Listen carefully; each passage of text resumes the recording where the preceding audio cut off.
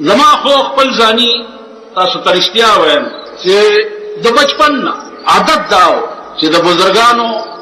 قدم بوسي داغي نه طلب د دعاګانو او د مرګ نه وروسته داغه خاور ملاقات دا مې د بچپن نه خایي خبرې مبرې دا زمانہ او وخت پکې ډېر راولي خو زه تاسو ته رښتیا وایم چې زه دیوبندي مسلک او په دیوبندیت کې بیا د مولانا حسین احمد مدنی رحمت الله علیه ما بیعت کړی داغه خبره داغه عاشقانه رنگ چې ما اورېدلې او په مکتوباتو کې ما لیدلې ده نو شاید چې د خپل وخت لوی فقیر او لوی دردمند غم خط ورته یو سړی را لېږي چې حج ته روانه سه هدایات راته ولیکه او ورته لیکي چې چورسی بکوه دلبر چورسی بکوه دلبر بس پار جان مستر کہ ما بعد بار دیگر نرسی بدی تمنا چې د یار کوسه ته ورشي نو ځان پکې ګوره پورا قربان کا کې دې شي چې دا کوسه بیا تا ته نصیب نشي دا ورته ختم بیا ورته لیکي چې خون دل پینے کو اور لخت جگر کھانے کو یہ غذا ملتی ہے جانان تیرے دیوانے یو سره ورته خط لیکي چې آپ میرے قبلہ و کعبہ ہے نو دې ورته لیکي چې آپ مجھ جیسے روسیا کو قبلہ و کعبہ کہہ کر میرے نفس کو بڑھانا چاہتے ہو زمان نفس غٹے جماعت قبلہ و کعبہ ہے مجھے خدا کی قسم میں تو اپنے آپ کو کتے سے بھی بدتر سمجھتا کیوں اس کے ساتھ اپنے اعمال کا حساب نہیں ہوگا اور میرے ساتھ میرے اعمال کا حساب ہو تو مجھ سے کتا بھی اچھا ہے بولے روایتوں کے نہ راضی ابو بکر اور عمر بچوي چې خدای یو مرغې وي چې چا لاله کړې وي او خړلې وي خو چې بنده نه وي او انسان نه چې انسان سره به څه کیږي او څه پوښتنې وتی تاسو خیال عزیزان عرض مې داو چې دا د عشاق مجلس ته د یو عاشق واقعا درته بیانوم زه چې څه وخت کې دوره مې وکړه او مدرس ما په دارالعلوم سرت کې نو دا مثنوي معنی وویل نو دې مثنوي پسې کوم استاد لا بچتلما هغه 14 میله لري نو 11 بجو پر به درس کو بیا به 11 بجې په سیکل سور شمه او استاد لا بورغه او غرمه روټای به هغه سره وظیفه خوړې مازیګر پورې باندې سبق ویلو بیا په سیکل راځو شپږ میله مزل به دوره دې کولو یو نیم کال نو زما عزیزانو د یو مثنوي د پاره ما روزانه په سیکل شپږ میله مزل کو مثنوي چا لیکلی او څوک مولانا روم پرون کې د ډېر لوی علم خاوند د تلاو په غاړه ناست او درس کوي نو لګیا د طالبانو سره قیلا قلنا که تاسو خیال کړئ هغه تحریر سمبټ کې قیلا قلنا سوال او جواب کې راځي کاتیا باندې دا لګیا دی قیلا قلنا شمس تبریز راغی داسې غلی غوندې شاته کېناست چې کېناستو نو چې دی اوسګار شو نو داسې ورته وکتل شمس تبریز داسې غلی غوندې لاندې وکتل د ملیانو ختم خدای م ساته خطرناک غوندې کته د خوند سره خوند ورته داسې وکتل شمس تبریز لاندې وکتل بیا یې سر راوچت مولانا روم ته وایي چې گفت ای غوغا وقیل و قال چیست گفت ای غوغا وقیل و قال چیست مولانا صاحب بابو مشهور دی چې جوړ کړي او قیل قلنا دی وې ذات شي مولانا روم ورته وایي د مړاتو په جبر مولوی فرمود نادان لببن مولوی فرمود نادان لببن بر مقالات خرد مندان مخن او نادانا جببن کا د نیکانو خلقو په خبرو پورې تخان دي دا قیله قلنا خو د نیکانو کلام دی شمس تبریز غلی شو ډېر ساعت تېر شو مولانا روموس داسې ګوري او دته هم داسې په غوسه وګوري مخې ته یې کتابونه چې پراته وو هغه یې داسې شمس تبریز راواخېست او تلاو ته یې وکړه چې تلاو ته یې وغورځول اوس مولانا روم ته نوره غوسه ورغله چې کتابونه یې تلاو ته وغورځول چې څه ساعت تېر شو مولانا خفه شول ویل دا خو زما اساسه وه تا اوبو ته وغورځوله ویل ښه جي اوبو ته یې داسې لاس کړو کتابونه یې راواخېست او چې داسې یې کړ د اوبو په ځای کې نه دوړې ووتې ګرد ته ووت چې ګرد ته ووتو یو ملا مانه تپوس وکړ دا ګرد ته څنګه ووتو هلته آرام کېنه که په چا پیریان نو په ما دیوان دي ما شی د ایمان په رڼا پېژندلی دی ستا په روژه کې ترجمه پړاوله او ما درته یو دوه طالبان کوی کړي چې څه وخت کې دا ځایونه په قرآن کې راشي من يطع الرسول فقد اطاع د دې خود د انوار نزيات درانا پشان معنا ده من هغه څوک چې اطاعت د رسول کی نو دغه اطاعت د چا ده د خدای د مرزان مظهر چې دی پیغمبر دی ودته ګورئ دی چې څه کوي دی چې څه وایي هغه څه کوي دا د خدای مرضا ده ته په چې دې ځای باندې راغی داسې خدای پې تېر شو بل مې درته تعریف پوه کړی چې قل ان کنتم تحبون الله فاتبعوني کلیر کټ آرډر دی قل اعلان وکړئ پیغمبره څوک چې خدای سره محبت کول غواړي هغه د جناب محمد رسول الله تابعداري دا د خدای سره محبت ته چې په دې ځای راغلی داسې خدای پې تېر شو آرام کې زه خدای په 14 کاله کې ډېر ښه پوه کړی زه کرامت پیژنم زه معجزه پیژنم بیا دا کرامتونه د اولیاءو بیا د اورېدو خبره زه نه کوم دا ما په سترګو لیدلي دي زه تاسو ته په ایمان وایم په ایمان یو سړی دی خیر معنا ده ورغلم ورپسې ما ستا متعلق څه اورېدلي دي ما ته وایي چې ښه ده نو دا اجماعت کې دا پتکانو ته څه وایي واړه واړه کاڼي پتکانې ورته وایي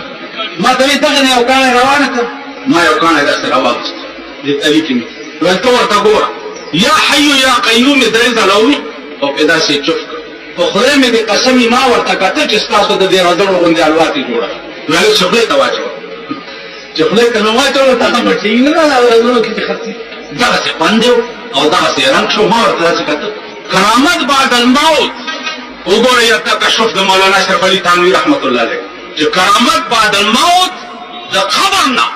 خواصو ته شایع کېږي خواص بعد الموت د اولیاءو د قبرونو نه استفاده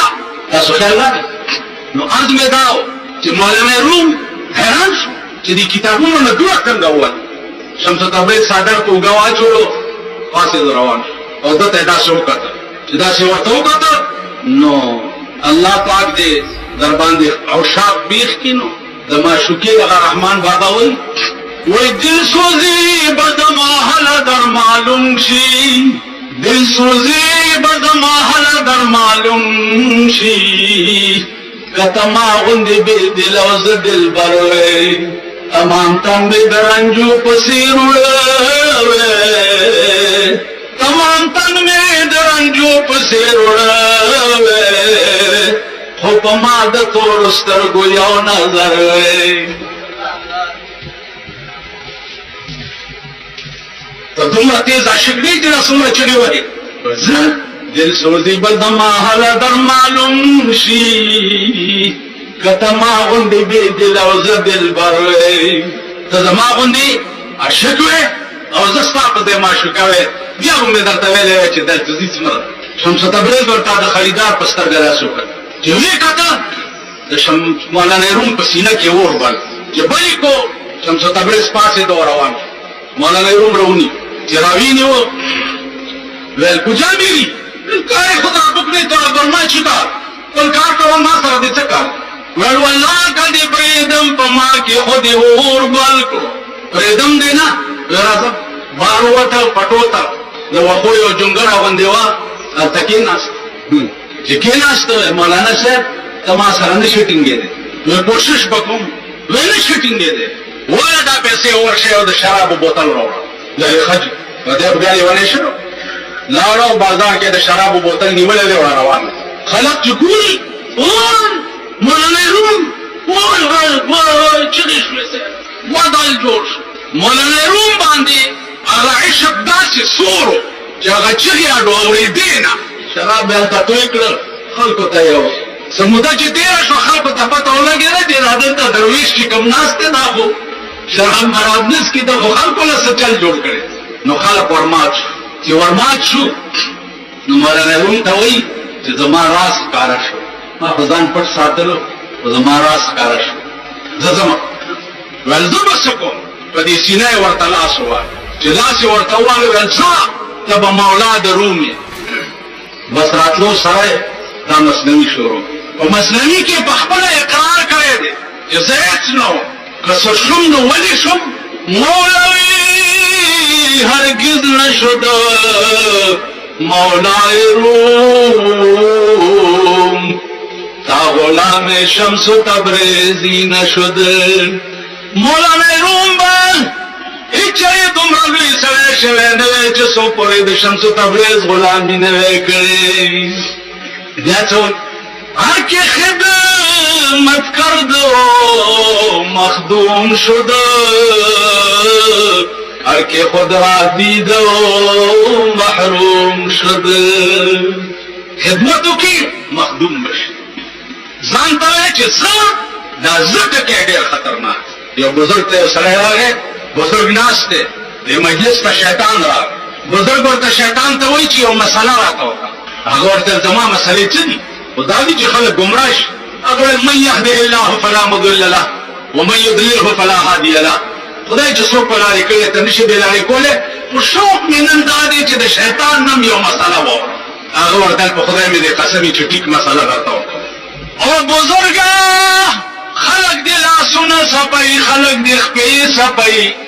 ډېر لوی احترام او عزت دې کوي. خو یو ټکی مې واوره چې په دې لاسونو صفولو او په دې عزتونو چېرته داسې ونه وایې چې زه څه ونه وایې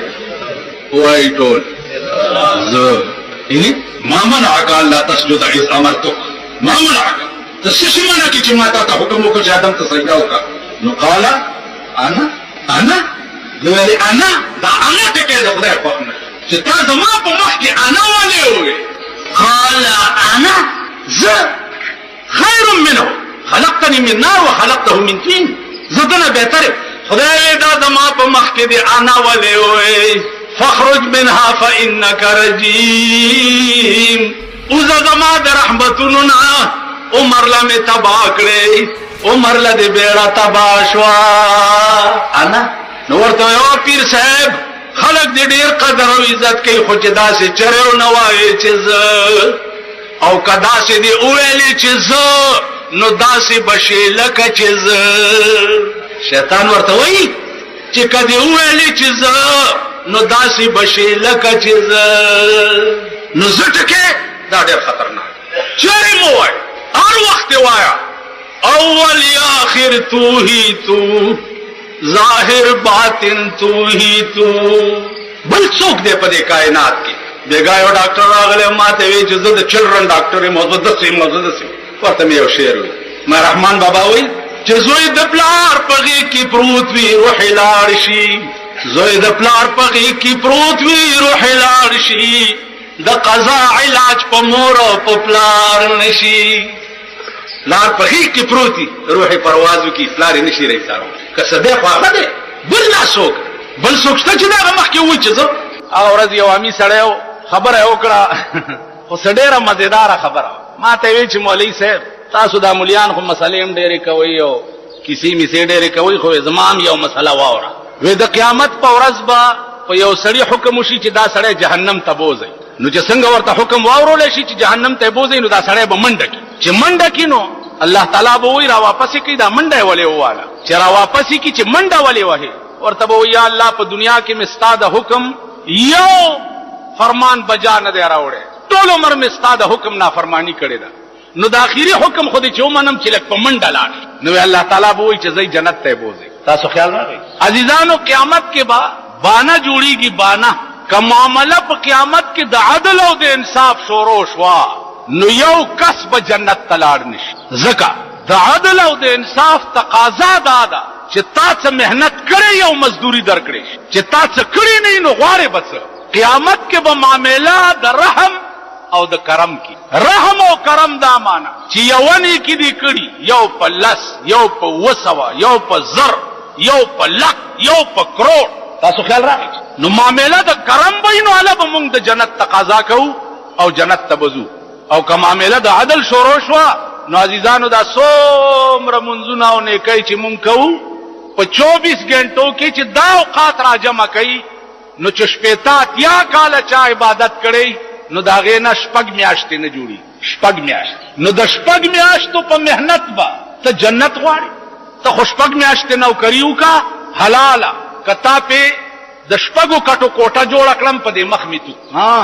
اسه خو پشپګ میاشت نه پشپګ ورځي کیم بنگلا اغسته شي سټوغه کې راغی په پاکستان ټوغه کې تیرا ورځ تیریږي د دې بزرګانو د اولیاء د دې نیکانو په دې اقوالم د ایمان مضبوطی د دنیا په تماشا چې څوک نازيږي د دنیا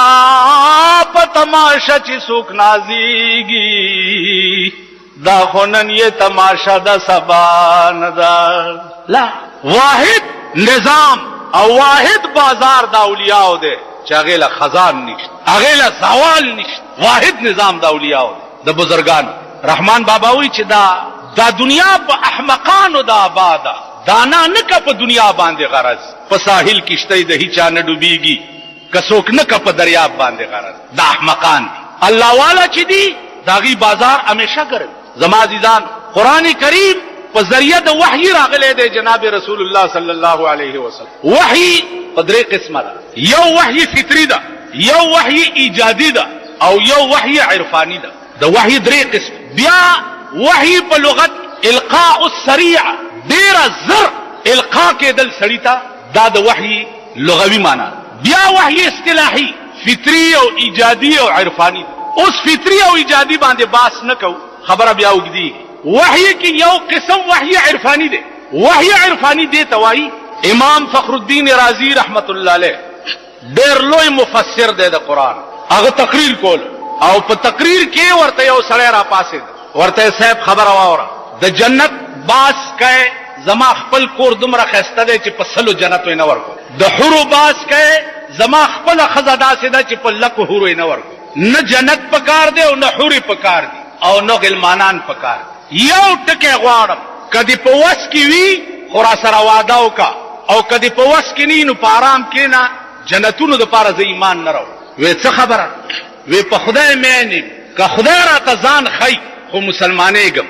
کینی والله کې مسلمان اوس امام فخر الدین رازی کې سوچ کوي چې بار الہ دا شیخ زما په وس کې نه دی چې زه استاد وایم چې د تزانو خای نو امام فخر الدین رازی فرمایي چې ما ته پزړه کې القا وشو القا را ته وشو چې وایا ورته چې ته مسلمان شې نو خدای به تا ته ځان خی امام فخر الدین رازی ورته وی چې ما ورته وی چې بس ته مسلمان شې خدای به درته ځان خی هغه ورته لیکلی راک منبر د پاسه د امام فخر الدین رازی نه لیکلی واغست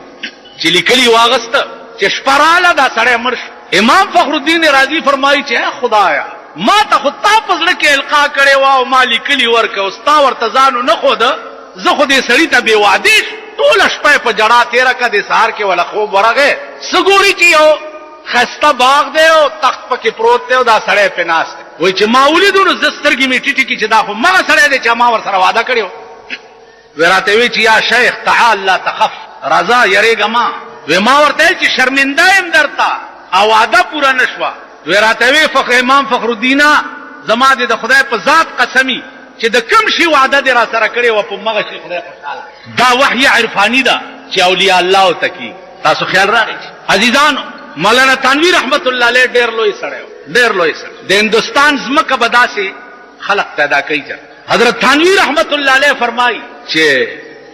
یو بزرگ لا یو سړی راغی ورته وی چې صاحب دا مې شوق دی چې دا د قبر حال به زه څنګه معلوم او دا خو اسانه خبره اسان سورج پس کزمر شوم نو قلم او کاغذ ما سره په قبر کې کېده او درې ورځې پس راشه چې لاندې سپ ماتیریا به مې درته لیکلي پاس به پراته تاسو خیال راغی اسه به ما زمونږ د عمل ساجيبه غونډې ده تاسو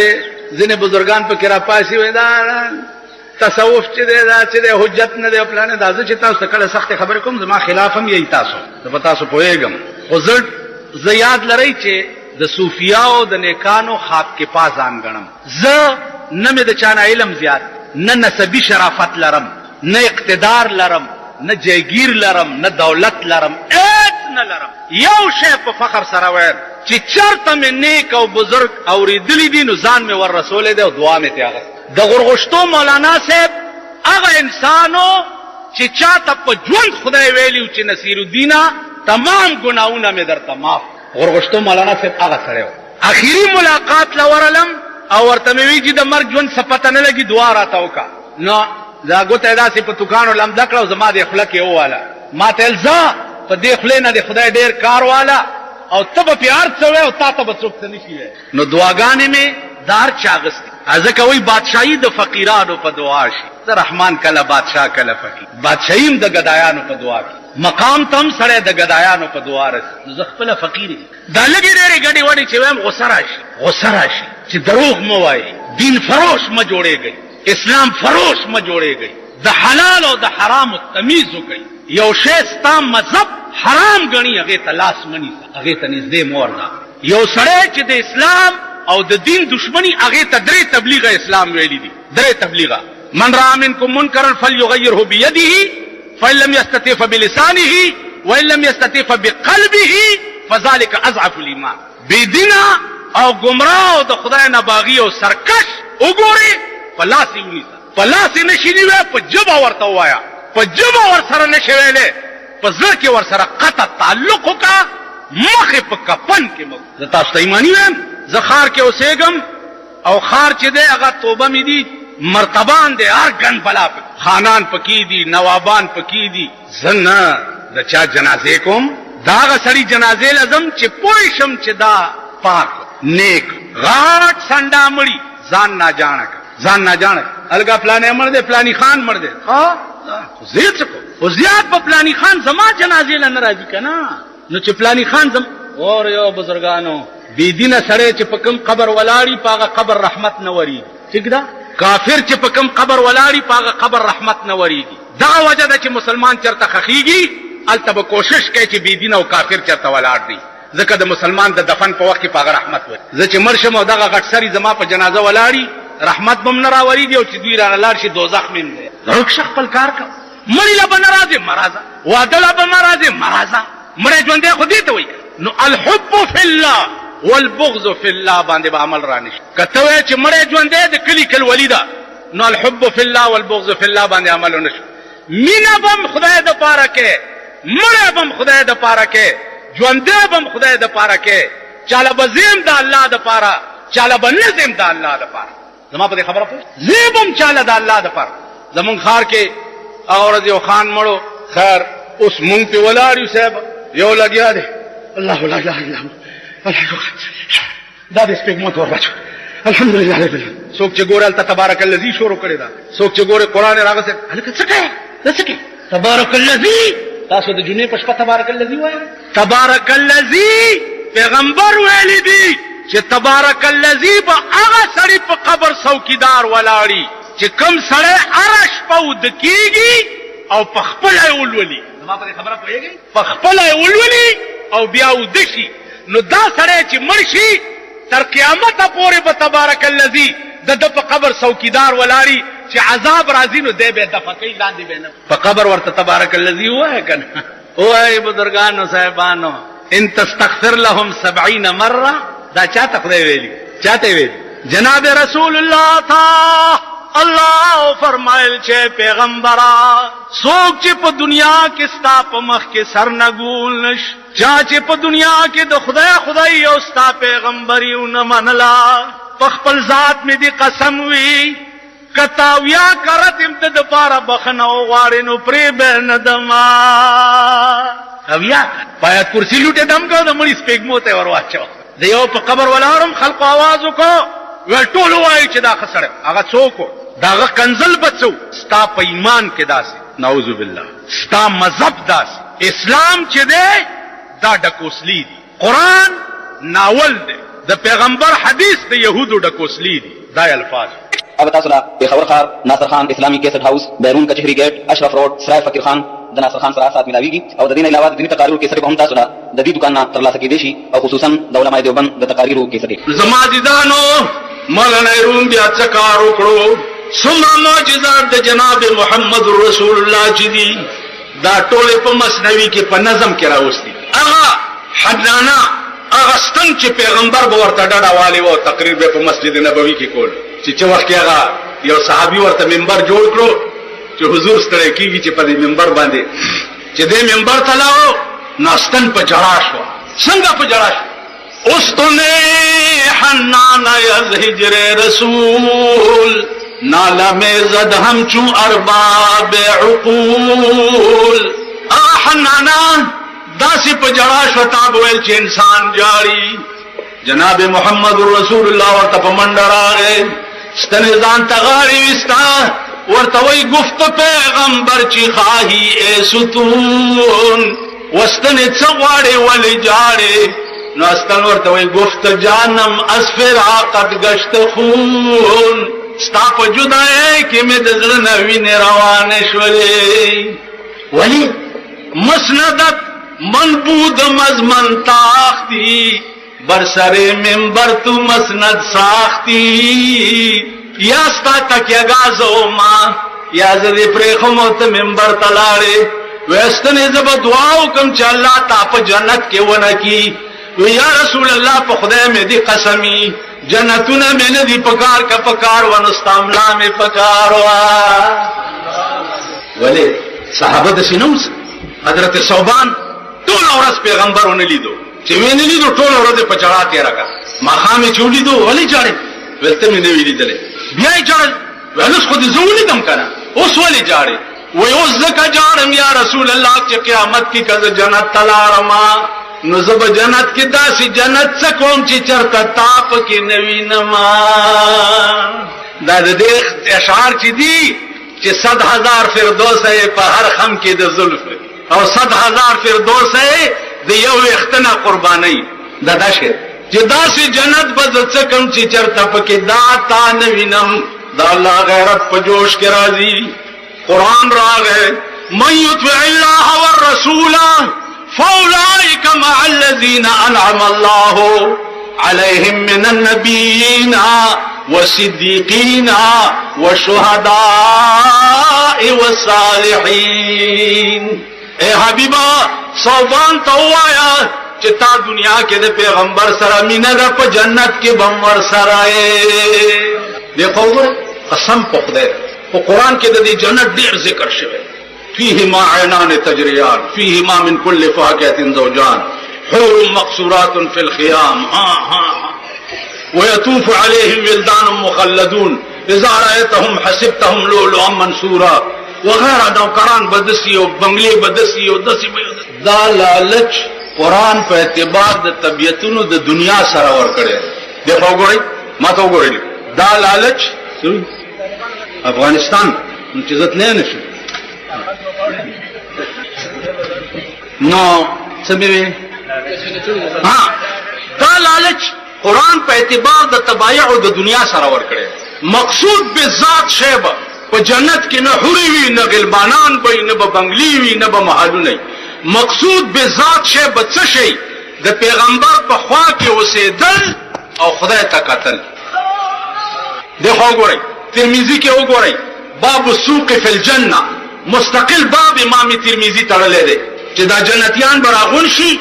او ګرځي به مازیګر ټیم به میلا بریو ها الله به ورته وي صفاتی دي سکمه یا الله اس نشتا الله به یو کمه پاتې دي ملائکو ته به زما او د دې منس کې دا حجابونه لري کوي زما خبره پوهیږي نو عزیزانو مولانا روم د پیغمبر معجزات ټول په نظمونو کې راوست تمام مسنوی په دې لیکل یو واقعه د مجنون لیکل وای مجنونی اورځي یک شب مجنون بخل ودگائے راز گفت اے پروردگار بے نیاز کوٹنائی کے ناستے خلوت خانہ کے ناستے سوئی نا خلوتونا گورا خبر ہو رہی اسم خلوتونا ملوتونا دیر بھی خو آرام کی نہیں یک شب مجنون بخل ودگائے راز گفت اے پروردگار بے نیاز اسچرا نامم تو مجنون کر دئی عشق لیلا باطلم چون کر دئی کوٹنائی کے ناستے چے خدا بے نیازا زما دا نام دی ولی مجنون خدا او دا دا لیلا ادمینہ دی زما پسینہ کے ولی چولے دا یا اللہ دا ولی آواز ورطو شو حاطفت غیب آمد مرد غریب لا جرم غم ہاتھ را کردم نصیب غیبی آواز ورطو شو جو مجنون غریبا داد لیلا مینا مستا پزڑ کی زکا چولے دا چکار لیلا نیس ایکار مناس حسن لیلا عکس انوار مناس دا د لیلا کار نه دی، دا زما کار دی. د هغې په مخ کې زما د نور یو چمک دی. نو ته په ما مینې په لیلا مین نه یې، ته په ما مین، ته چې د شپې په خوب کې م لیلا آواز وکړې نو ماله مزه راکوي. مجنون وی ها چې په تا مینم. گفت مجنون گر ہمارو یہ زمین ہر زمان برمن کو نند آفرین. کدا د ځمکې په سر ټوله دنیا په ما آفرین وی، لیکن من نہ گویم آفرین ہے چې کس مدح من دشنا میں لیلا بازو بس. زما دی چا پا آفرین پروا نشتا، زما آفرین دینا پس بدل لیلا کنزل وی. چې دا کنزل کې زبم چې دا آفرین دی، لکه چې کار د لیلا نه دی، کار داغه دی. هر حسن یو عرب راغلی زمونږ جماعت ته، تبلیغی جماعت کې، نو ما سره ناستو خبرې عربي کې کولې. مان عربي کې تپوس کوي چې یا شیخ مل معنا للاسلام، مل معنا؟ نو ما ورته وی چې معنا الاسلام، الاسلام اسم للعشق والمحبه في قلب المؤمن ليس معنى سواه. اسلام د عشق نامه ده. او عشق څه ته وایي؟ تاسو خو لږه ترجمه وکړئ هلکه د عشق لفظ. او لوډ سپیکر د ماما چې نیولی دی، ها د عشق ترجمه لږه وکړه.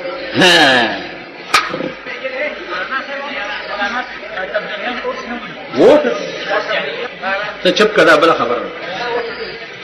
نو ليس معنى سواه اسم للعشق والمحبه في قلب المؤمن. نو ما ته وایي چې والله هكذا. نعم الاسلام عشقنا، اسلام عشق دی. عشق په لغت کې د ونې دی جرړو ته وایي. نو عشق ته ځکه عشق وایي لکه د ونې جرړې چې یو بل نه داسې تو راتوي، نو داسې د معشوقي مینم د عاشق د هر رګ نه تو راتوي. وي که نه؟ په مدینه منوره کې د حرم شریف امام یو مسئلې کې راته اشتباه وه، لکه یو مسئله کې ما ته اشتباه وه. دیکھو وګورئ چې د اصولو قانون دا دی چې هر مطلق جاری کیږي په خپل اطلاق باندې. قرآن کې مطلق راغلی دي چې وما ينطق عن الهوى ان هو الا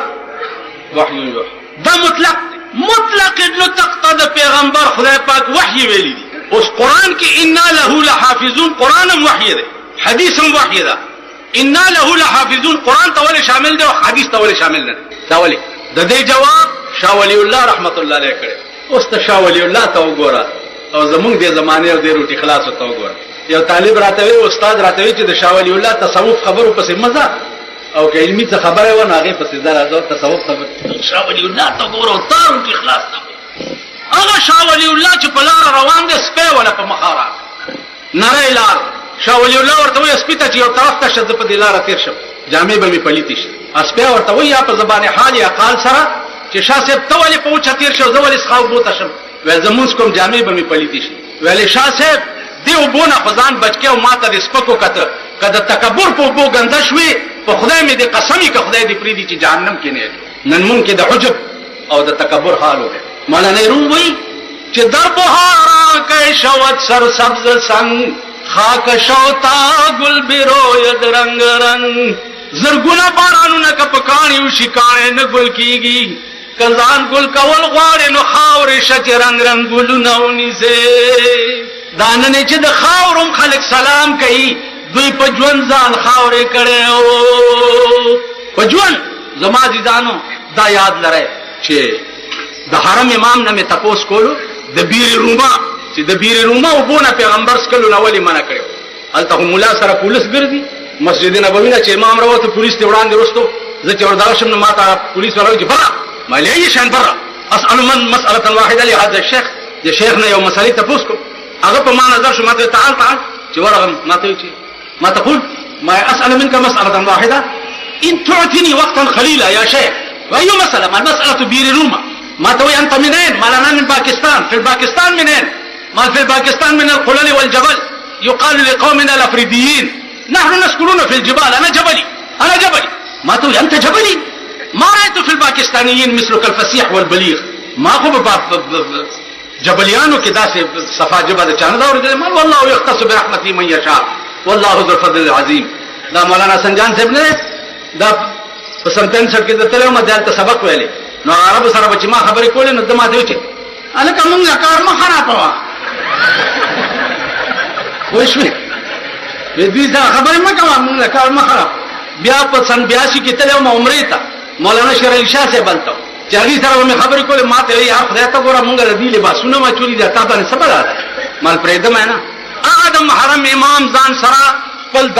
دارالقضا ته بوتلم پاسې وخې جوړم ما ته وایي اریک بعینیک انا اذهب معک بیرونه ته زه در سره ځم او په سترګو یې درته ښیم والله وقعت فی قلبي زما پړه کې کېناست چې راتلمه شور مه کوئ چې راتلمه 15,000 درهم یې راکوئ چې کور ته دې تحفې موفې ځان سره یوسم بیر رومه ته یې بوتلم خبره اوس ډېره اوږده ده په سترګو یې راته هر څه وښوده. زما عزیزانو عرض مې دا و چې خاورې شي هر څه به ستا شي. وایي شاه ابن ادهم د نوابۍ لباس بدل کا یا نادان ازان د محمد د چمن ګل کا رستو کا کارونه د دنیا عشق اول کړه کړه په عشق د یو کې عاشقان په ځان لکونه. نن دا لوی علما لوی اتقیا د دین لوی بزرگان